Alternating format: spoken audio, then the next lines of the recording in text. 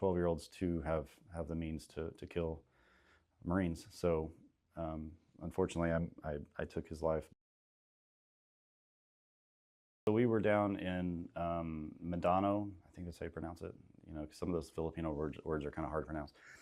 It was the southern tip. So there's islands all over the southern part of the Philippines, and one of them was Mindanao. And we got word that there were villages being burned down, a lot of women and children being murdered, and a lot of these people that were getting killed were Christians or Catholics, because primarily Catholicism is big in the Philippines.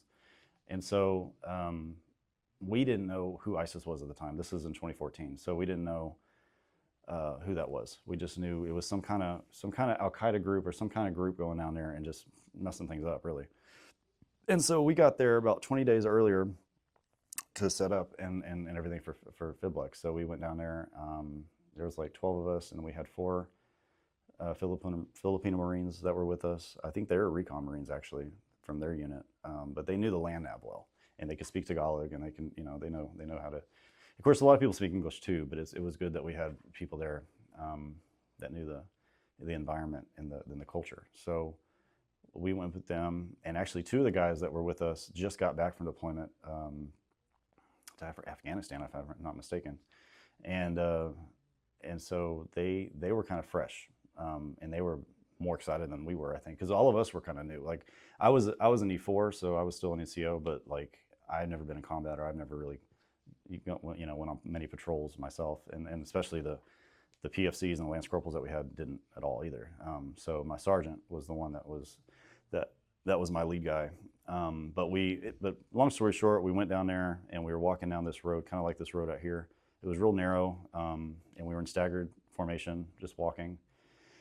And there was some small arms fire coming from the north end. We saw buildings on fire. We saw things burning. Of course, we could smell things too. We never saw any burning bodies, but it smelled. It kind of. If you ever smelled burnt hair, that's what it smells like in the air. And so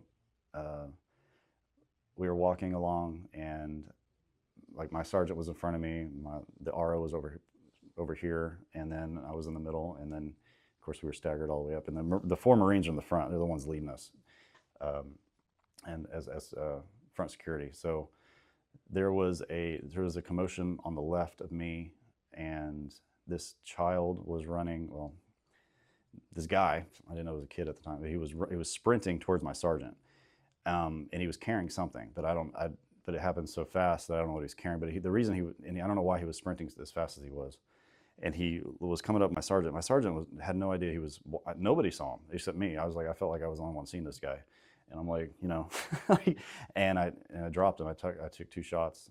He fell abruptly, and kind of skid into the dirt, and so I knew he died instantly. And so, of course, we all stopped. They heard the shots. We regrouped back, and then these 2 ladies came running out and screaming and stuff. And I think that was his mom, I mean.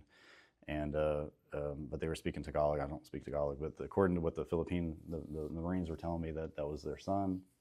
And when I flipped him over, I could tell it was a kid. I was like, oh shit. I was like, okay. But it didn't really hit me at the time. Like, it hit me that happened, but like, I think because the adrenaline and everything was still, you know, coursing through. So we regrouped together. We radioed back to Clark Air Force Base. It used to be one of our military bases, but we just occupy it now. We gave it back to the Philippines, but we occupy it. It's pretty much America, right? Like, hey, we're gonna let you have this, but we're gonna use it wherever we want to, kind of thing. You know, it's yeah, America. But anyway, so we radioed that back in, and my commander was like, all right, you need just regroup back. And we went back to the base, and we had a little meeting, or like a debrief pretty much, once we got back, because we flew down there and we had to fly back. So it wasn't like we didn't get back that day or anything. It took a few days. And there was some guys, there was 2 guys in civilian attire, like business attire, but they were NCIS. So it's like, so I spoke with them, and we kind of talked about it. And since, so what happened, and it's, like I said, the incident sucked for me, but I think it was what really affected me was because after we spoke with them, um, it was all off the table. Like it didn't happen because we technically weren't supposed to be there. It was more of a impromptu recon deal, like on the fly type of thing. So they kind of covered it up. I mean, in other words, they just so my command back on Okinawa didn't know about it. Nobody knew about it. We just went right back to working and just like nothing happened. And I think that part stuck with me the most is because that kid never had he didn't have justice. It wasn't his fault. You know, he probably was just scared. And the fact that he was running, and come to find out he didn't carry anything. He didn't have a weapon. He was unarmed. And so that part sucked. But the fact that like he wasn't remembered or anything, it was, you know, except for his family most likely. And that was what stuck with me for a long time. And it still hurts. I mean, I think about it every day. I mean, there's not a day that goes by I don't think about it.